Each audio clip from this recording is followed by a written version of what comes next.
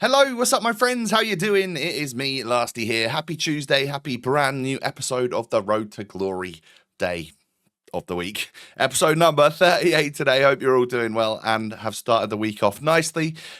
Today I am going to adjust this team somewhat because Socrates loan will have now run out. And we are going to do a couple of player SBCs, get a couple of rivals wins, that sort of thing, do a couple of SBC packs, you know the drill by now. If you enjoy, hit me with a thumbs up. Thank you in advance. Thanks for all the love and support on the series. And of course, subscribe as well to my channel if you are new. Cheers. So we have got a particularly nice looking squad at the moment. I do need to remove Kessler and Socrates because they literally are running out or have run out by the time you're watching this. We'll start by completing Total Rush Challenge number 5. Get that done. The pack's not anything crazy, and you hope to get a little walkout. Unfortunately, this time around, we don't get a little walkout, but we only put like 5 rare golds into it anyway, so it's no big deal. That's a little Ferran Torres, is it not? Yeah, it sure is. So welcome to the club. Not that we're ever going to use him, but we got more players out of that than we ended up putting in, so that's a mini dub. I'm then going to go ahead and list a bunch of stuff up on the market. Griezmann is going to be one of those that goes, as is Chloe Kelly and my Informs and Rafinha. Basically, just try and maximize my coin balance for a bit. I might be actually happy to just sit on my coins for a little while and play with my untradeable first owner squad, especially after doing a couple of player SBCs today. We are going to do both Jorginho, Rutter, and Di Lorenzo. Two like very, very well priced, decent SBCs. I guess you could say Rutter's on the slightly more expensive side, but considering he's about 150k. Considering it is Premier League tax, French tax, 5-star tax, and a big old beast as well. He's like 6 foot tall or 6'2" or something. You've got a bit of a quality card on your hands here. So it's 4 squads, and I have some pretty decent fodder left over from the weekend league, from Rivals rewards that I just hadn't ended up using just yet.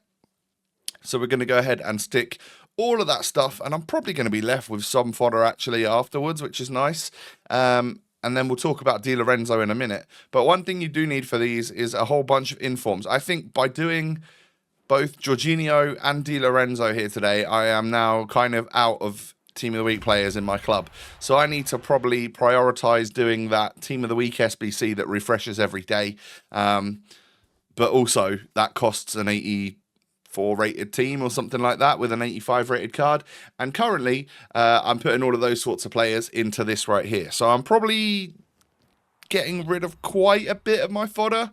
A lot of that sort of mid-tier fodder will just be gone from my club for the moment, but we know how easily that is to sort of regain again. So Jorginho, welcome to the club. This is a really cool card. I actually really like him as a footballer. I think he's a quality player. Watched him last season, obviously. He was at Leeds, and just seems like a really, really good cam. His card can play cam and striker. And to get like a cool 5-star card this early on is very, very nice. Now, he doesn't have a playstyle plus. He has 80 shooting, which you can, argue is pretty low.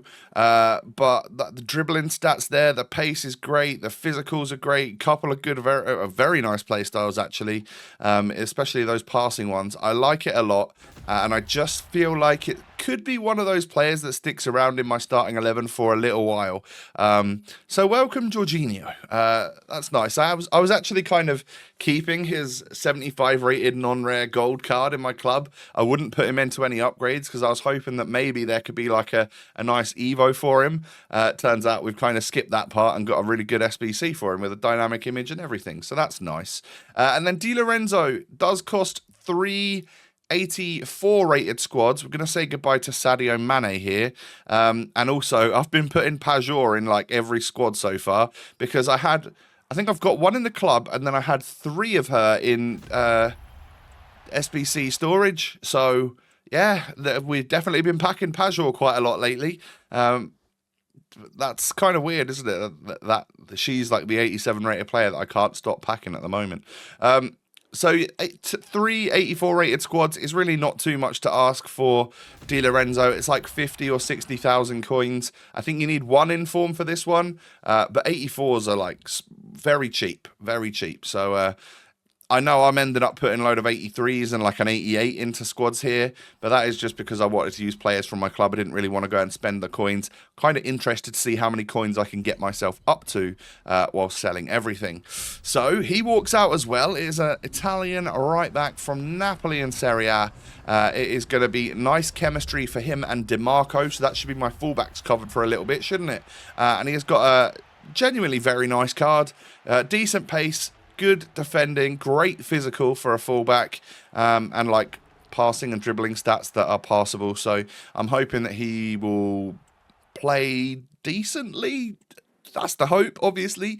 He's not got great stats compared to like DiMarco, but I think this should be a solid card. I've heard good things anyway, so welcome to the club, another Total Rush SBC. Unfortunately for me, I didn't really pack anything of note from any of the reward packs from any of those SBCs, but that doesn't really matter. You don't expect to do that. And I sort of put a little squad together here, and I mean, it looks really nice, doesn't it? The front four there can properly change around in terms of where they play, and I'm not done either because I end up putting Neymar in for a little bit and taking like Iwobi out. So I think this squad right here is what I end up going into a first few games with. I woke up the next morning and all of this stuff had sold, so I got 75k for Griezmann, who was down at about 70k. I think mine had a hunter on it, so that made a bit of a difference. It took him the whole hour to sell though, and who knows, now that I've sold him, he'll probably end up going past 80k again. He'll end up rising, but yeah, this squad right here is what I'm planning to get a few wins in rivals with. So into the games we go. I have got 24 points to go. It means I've got 21 points. So we need like 8 wins now, which is quite a tough ask. Just remember, obviously, the last 5 or 6 games that I've played, I've lost every single one of them because that was the end of the FUT Champs run. Because not only did I lose those last 5 games, I then had to rematch Harry Clark from Ipswich Town. He wanted a rematch with his R9 and Ronaldinho, and I lost that game right at the end, like 4-3 or 5-4 or something. So I've done nothing but lose lately, and some of these rivals games were just no different. I tried 4-2-2 for a little bit. I was kind of like all over the place with my formations.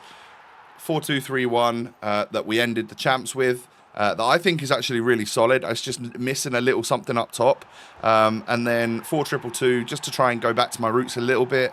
But that wasn't quite working either. There are plenty of games I quit here. I know that I was up in Division 2 for a little bit there, but I am way back down to the checkpoint of Division 3 again. I don't think Div 2 is... I'm not ready for it. I'm really not. Even Div 3, like these games were so difficult. And of course, you'll only see the wins. There were so many games here that I've ended up quitting and leaving. I don't think when I recorded this, which was Monday during the day, I don't think my Monday headspace was in the right spot. I wasn't having a great Monday, so it can only go up from here, really. But with a little bit of a team change and formation change and that sort of thing, I think eventually I find this 4-2-1-3, which I have to be honest, I've ignored for a couple of days, but I've had a few people saying that they're really enjoying it, and it does seem to be one that's been going around. It was a formation I was coming up against like a fair bit towards the end of champs. Lovely goal, by the way. He tries to clear it and it smashes in off of Marlon. I love that. That was enough for him to quit. I'm not gonna blame him for that one because that is quite the goal to concede. But yeah, we get a 2-0 win off of that. But 4-2-1-3, which is, it kind of looks a little bit like the 4-3-3 number 4, the attacking 4-3-3.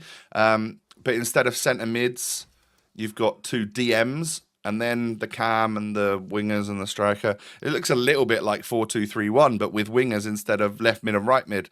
So I think there's just... ever so slight intricacies in the differences in this stuff. That was the code on screen there, by the way. You can pause and go back if you want it. I don't know. This is literally off of someone's tweeted me this. One of you out there has tweeted me to use this right here. I don't know if this is the best one, the best variant made by some pro or something, but I have decided to go ahead and use this one because I couldn't find anything on FootWiz that would suggest that, you know, a pro has made a 4-2-1-3. But hey, we'll try it. We'll try this one and see if it's any good. So I realized I was doing something wrong.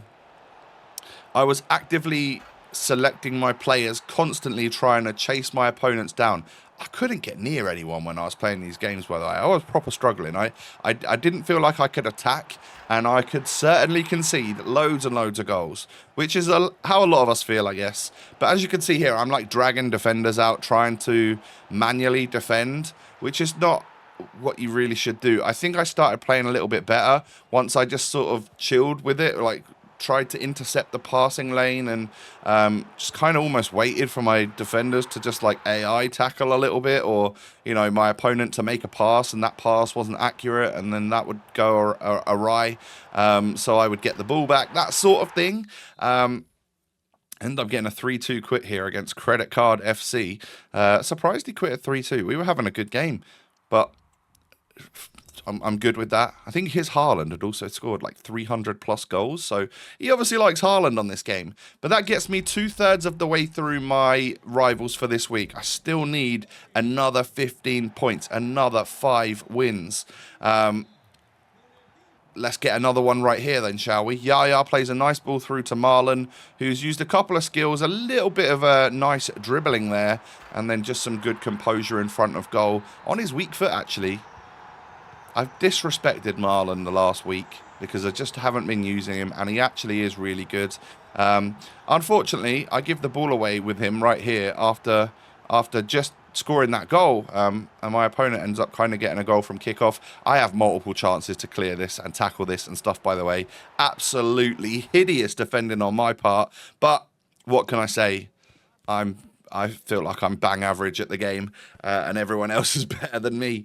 So I make some subs, some tactical subs. The finesse shots weren't working. So off comes Perez, on comes like Neymar, Adama, and that kind of worked. I had a little bit more free flowing up top, like Neymar does move very well with the ball. And I tried to slow it down a little bit and then, you know, play those like killer through balls. And that worked. We ended up getting a nice 3-1 win right towards the end here. So I think that's probably the last... Oh, no. 3-1 win. Make that a 4-1 win. I think I red timed this. Kefren, super sub, ends up... I mean, how is that going in as a red timed? On his... Was that a weak foot power shot volley as well? That is wild that that's gone in. Sometimes, I guess... the game wants you to win. So we ended up getting a victory there, and I still need 4 wins, aka 12 points, to get my rivals rewards this week. So that is something that we will most likely be trying to grind out and sweat out on stream, should I say. And also, I need to qualify for champs. So that is something else that I need to do in the next day or two. I typically like to do that before, like once my rivals games are done, I like to then qualify for champs before the new Rivals Week starts. Just because I know I've got loads of Rivals games to play. So if I end up failing champs qualies, then I've got loads of Rivals to play anyway. I'm not pointlessly playing it just to get the rank points to try and qualify. So for the end of this episode, I thought I would hit you with whatever we got on Monday night content, which unfortunately was literally an 80+ combo. Not quite sure what's been going on with the content the last couple of days. The Evos have been rubbish. I think they're somewhat broken, maybe. But the last couple of Evos have been identical, and it's all based on squad foundations rather than the players that we actually want to Evo. And then Monday night to just get these 80+ combos where one player is like 75 and above, one's 80 and above. It's kind of lame. But we are 38 episodes in, and I've got nearly a full special team. So maybe the power curve has been moving slightly too fast. What do you think about that? Let me know down below. But yeah, I've got like 5 or 6 of these little 80+ combos to do. I said to myself last time these were out, don't bother, they're rubbish. But I ended up getting a walkout this time, so I'm happy with that. It is a USA left mid woman from NWSL, obviously, from Chicago Red Stars, it is Swanson. Is her name Mallory Swanson? Is she the girl with the SBC? I think so. It's a cool card, actually. I've already got her. I packed her the other day. But that's a nice double pack. To get an 85 Robertson and an 87 Swanson in that one kind of made those all worth it. They do cost you 6 rares and 5 non-rares though, so just think about it. You know, you could get a load of gold upgrades done without using any rares. But I tend to have more rares in my club than non-rares, so it doesn't really matter to me. I like to risk it with a few of these just to see if they're worth it, see if we can get anything. And at the end of the day, I've put a load of fodder in. I've come out with an Andy Robertson. I've come out with a 87 walkout Swanson and a John Stones right here. So we've added to our fodder list, even though they're not the most worthwhile and great value SBCs. But hey, let's hope the content starts to pick up a little bit, because I'd love some even more player SBCs. I'd love some cool Evos that I can put my Ipswich players into. That would be ideal.